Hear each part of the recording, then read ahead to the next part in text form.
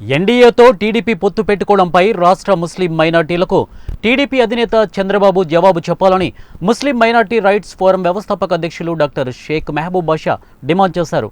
సోమవారం కర్నూలు నగరంలోని తన కార్యాలయంలో ఆయన మీడియాతో మాట్లాడారు.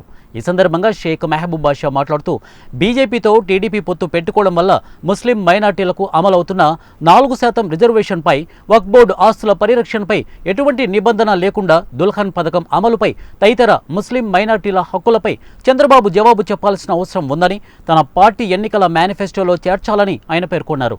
ముస్లిం మైనార్టీ హక్కుల సాధన కోసం జిల్లా వ్యాప్తంగా ఎంఆర్పీఎఫ్ ఆధ్వర్యంలో కర్నూలు నగరం, ఆదోని, నంద్యాల పట్టణ కేంద్రాల్లో భారీ ఎత్తున గర్జన కార్యక్రమాలు విజయవంతంగా నిర్వహించినట్లు ఆయన వెల్లడించారు.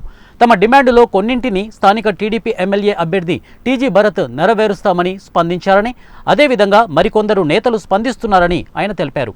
అయితే బీజేపీతో టీడీపీ పొత్తు నేపథ్యంలో ముస్లిం మైనార్టీలు ఆందోళనకు గురవుతున్నారని ఆయన పేర్కొన్నారు. రాష్ట్ర పార్టీల అధినేతలు ముస్లిం మైనార్టీ ఆస్తుల రక్షణ, వారి హక్కుల అమలుకు చట్టబద్ధత కల్పిస్తామని తమ పార్టీల ఎన్నికల మేనిఫెస్టో ద్వారా ప్రకటించాలని ఆయన డిమాండ్ చేశారు.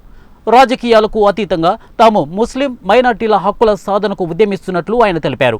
స్థానికంగా ఎన్నికల బరిలో ఆయా పార్టీల తరపున పోటీలోకి దిగుతున్న ఎమ్మెల్యే, ఎంపీ అభ్యర్థులు కాకుండా టీడీపీ, వైసీపీ తదితర రాష్ట్ర పార్టీల అధినేతలు అధికారికంగా ముస్లిం మైనార్టీల రక్షణ, హక్కుల అమలుకు చేపట్టబోయే కార్యాచరణలను అధికారికంగా ప్రకటించాలని, ముస్లిం మైనార్టీలకు భరోసా కల్పించాలని ఆయన డిమాండ్ చేశారు. లేదంటే కేవలం ఓటు బ్యాంకుగా ముస్లిం మైనార్టీలను ఎన్నికల వరకు మాత్రం ఉపయోగించుకొని తమ రాజకీయ పబ్బం గడుపుకోవడానికి రాజకీయ పార్టీల నేతలు సిద్ధమవుతున్నారని ఆయన ఆందోళన వ్యక్తం చేశారు. తమ హక్కుల సాధన కోసం నిరంతరం ఉద్యమిస్తూ పాలకులను ప్రశ్నిస్తుంటామని ఆయన ప్రకటించారు. మీడియా సమావేశంలో ఆయనతో పాటు ముస్లిం నాయకులు తదితరులు పాల్గొన్నారు. రంజాన్ నెల ప్రారంభోత్సవ శుభాకాంక్షలు తెలుపుతున్నాము. అదేవిధంగా ఎండలు చాలా విపరీతంగా ఉన్నాయి. అల్లా తాలా అనుగ్రహం వల్ల ఈ 30 రోజులు ఉపవాసాలు ఎలాంటి ఇబ్బందులు కలగకుండా సంతోషంగా ఉపవాసాలు పూర్తి చేసుకోవాలని అల్లా తాలాని ప్రార్థిస్తున్నాము. ఈరోజు ఈ ప్రెస్ మీట్ యొక్క ముఖ్య సందేశం ఏమంటే, ఎంఆర్పిఎఫ్ ద్వారా ఇప్పటి వరకు 3 గర్జనలు నిర్వహించాము.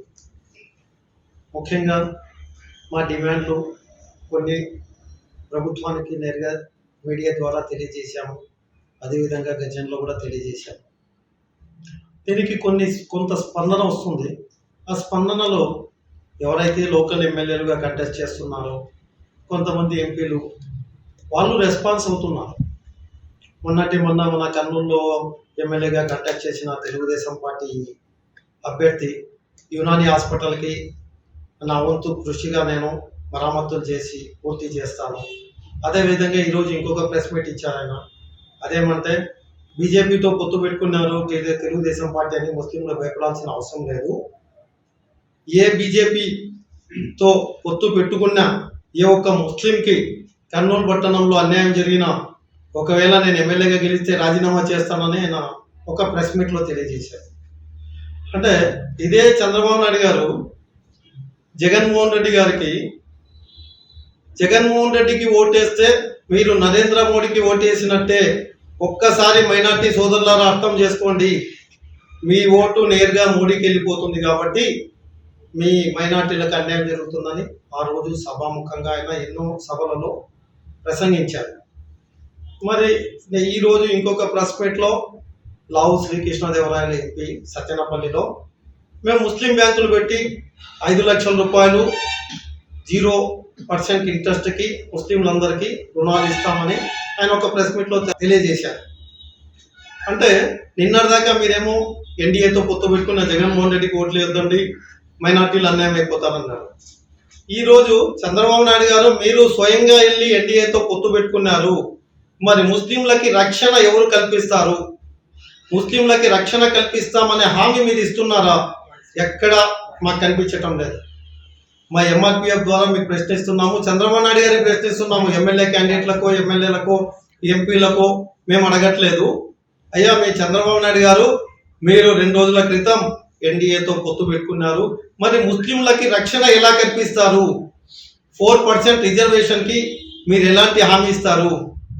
అదేవిధంగా ముస్లింల యొక్క సమస్యల పైన మీ స్పందన ఏమి అనే విషయాన్ని మీకు ఈ ప్రెస్ మీట్ ముఖంగా అడుగుతున్నాను. మీరు సమాధానం ఇవ్వండి.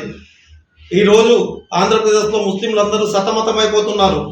ఆఖరికి మీ పార్టీలో ఉన్న ముస్లింలు కూడా సతమతమవుతున్నారు. అసలు చంద్రబాబు నాయుడు గారు బీజేపీతో పొత్తు పెట్టుకున్నారు. ఈ పొత్తు వల్ల ముస్లింలకు ఎలాంటి లబ్ధి పొందుతుందా పొందదా అనేది ప్రశ్నార్థకంగా మిగిలిపోయింది.